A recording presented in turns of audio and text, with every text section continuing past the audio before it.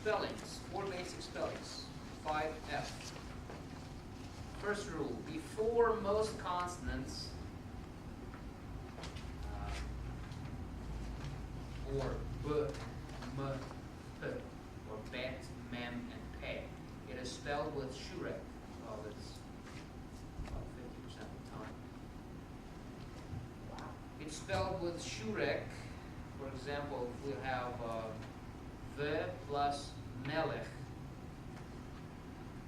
The rules of Hebrew do not tolerate too many s sounds in a row. So if it's not ve melech, it will be u melech. So ve would actually change into u. And eki.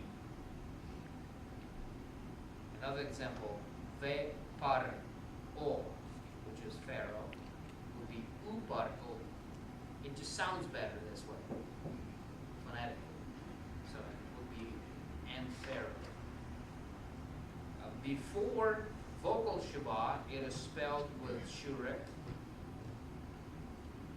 For example, if we have sefarim, which is books, and then you add ve with another Shabbat. Hebrew does not tolerate 2 Shabbats in a row. We learned that from the previous chapters. So that means it will change into shurek again. It will be u sefarim. And then the second example, ve shmuel or shemuel. Again, double Shabbat is not tolerated in Hebrew. It will be u shmuel or u shmuel. And same. Another rule, which is the third one, before hatef vowels, it is spelled with a corresponding short vowel. What is hatef vowel? Hatef patha, hatef kametz, hatef sigol. These are reduced vowels. That means that the vav will appear before these reduced vowels with the lengthened form of the same vowel. So it's easy. If you see that vav appears before the shortened vowel, it has to have the corresponding vowel but longer, without hatef. So if it's kametz hatef, what vowel will be under vav? Kametz. If it's hatef patha, will be patha. If it's hatef segol, will be segol. Okay? I hope it's clear. All right, and the examples are right there. Anashim, which means man. Ve anashim will actually change to va anashim. And ve plus emet, which is truth, will change to ve emet, with corresponding longer segol. And then the fourth rule, before monosyllabic words and words with initial accent, it is spelled with comments. Monosyllabic words are such words as tzom, or bite, or ish, lechem in this case. So in this case, they will be spelled with comments, not patha, comments. Because they have to have longer vowel, since the following syllable is only monosyllabic. Yes. So does Bethlehem mean house of bread? Yes. Well, what is the connection that you're making? You gotta know there means house.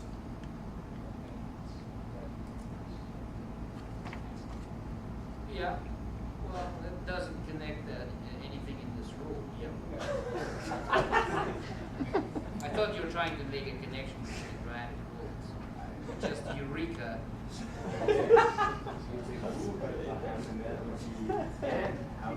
Yeah.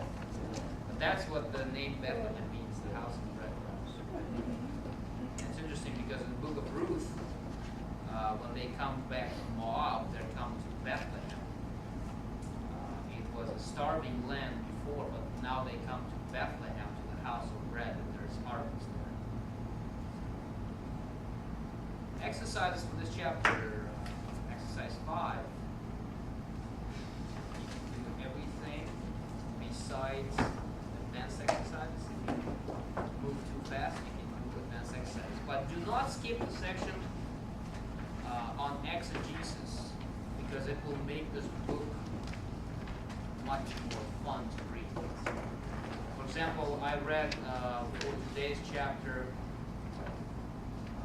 the portion of exegetical exercise, and it was saying that when God is passing before Abraham, he says of himself, and I am slow to anger in English. In Hebrew, actually, and I am with a long nose. Yes. Yeah. What? Sorry. Okay, so what does that mean? I am the God with a long nose. I mean, that doesn't describe that God has a long nose. Sticks his nose never has business. You see, there's a connection here with etymology of the word anger. The word anger comes from the word nose, af. So the picture of anger is steam coming out of your nose. That means you're angry. So God has a long nose, so it takes a long time for steam to come to the nostrils to actually judge you or to become angry at you. So by having a long nose, it's another word of saying I am long suffering or patient towards you. See, it doesn't mean that the God has a long, usually Jewish nose. That's not the picture that they're trying to convey. It talks about his slowness to anger, but through that picture in your mind, you will understand it better than just, oh, he's slow to anger. Slow to anger. Oh, he has a long nose. What does that mean? You see, and that was the reason why Jewish children were learning about God through these pictures. If the father is reading, and I have a long nose, and the son will say, why does God have a long nose? So it's an opportunity for a father to explain to him, you see, because when you have a short nose, that means you're angry or you're getting frustrated faster. But if you have a longer nose, the steam out of you doesn't reach the outside, so you're not appearing to the other people as being angry, and so on and so forth. So it's a lesson opportunity. Everything in the Jewish culture is built into a lesson, visual lesson. It makes children ask questions and gives an opportunity for parents, not for Sunday school teachers or for pastors or somebody else, but for parents to explain things about God to their children. See that? Because that's the responsibility of the father. And they would do it at the table, before they go to bed, when they rise up, and so on and so forth. Okay, any questions about conjunction verb and definite article? It shouldn't be too difficult.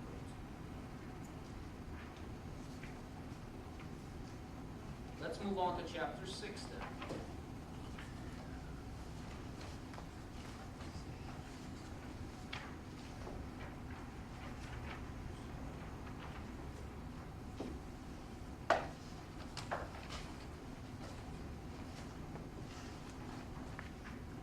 Chapter 6, Hebrew prepositions.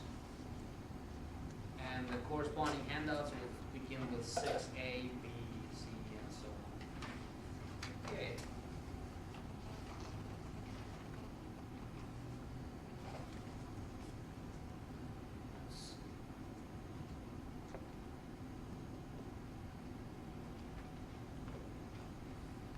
There is such a thing as independent preposition in Hebrew language.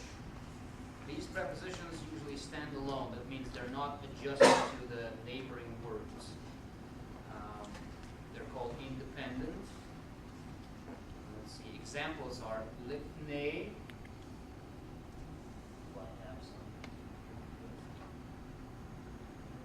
Lifnei, that means before. Tahat means under. Ahar means after, and bei means between. These prepositions are usually standalone words before whatever noun they modify, or between whatever nouns they modify. So they will not be adjacent to anything. Thus, they will not change the appearance of the other nouns. For example, you have in your handouts, Lifnei Hamelech. before the king, or in front of the king. Lifnei means to, and panim means face, means to the face, in your face. That's where the etymology of the word lifnei comes from. Lifnei means before, but it's actually to your face. Tahat means under, so tahat ha'etz means under the tree. Okay, that's example of independent prepositions. There are some prepositions that are called makef prepositions. This is that little horizontal line that appears usually, let's say,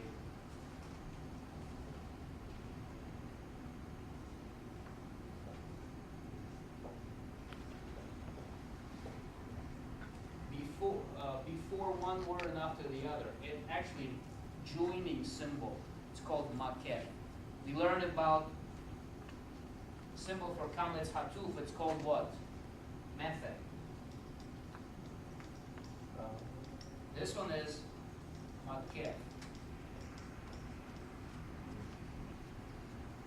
That's why the prepositions are called makef. For example, if you'll see el ha'hehal, to the temple. Usually, these are directional prepositions. So they're, with this pointer, they're actually showing you where is the direction of this preposition. To the temple, or towards the temple. El ha'hehal means to or towards the temple. Min ha'aretz. Min means from the land. Or out of the land. Okay? This is the second class of prepositions, and then these are examples on the blackboard. That's al, el, ad, and min. Al means up to, el towards, ad up as far as, and min from. So if you want to say, I'm going as far as Bethlehem, you would say ad Bethlehem. Meaning that's your final destination, but you're still on the way.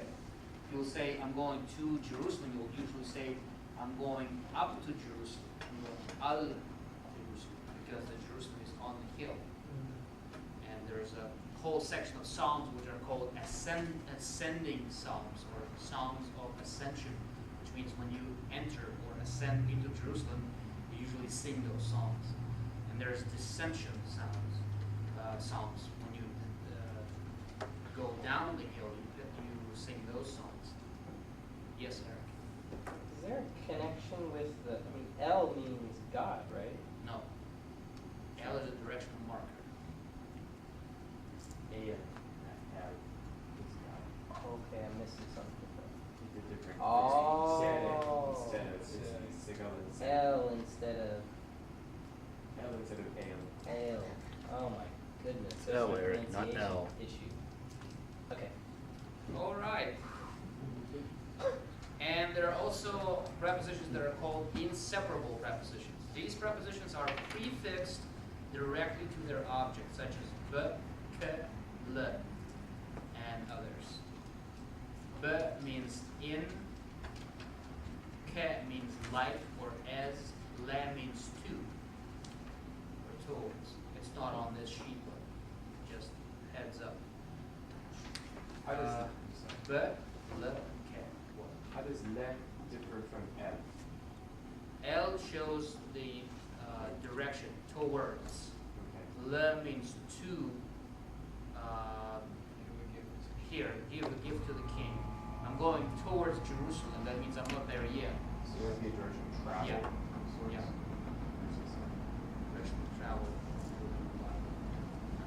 So, Besadeh, in the field. How would you say in the field? You will have to substitute that shiva for Basadeh. We'll get to it. Kev Melech, like a king, or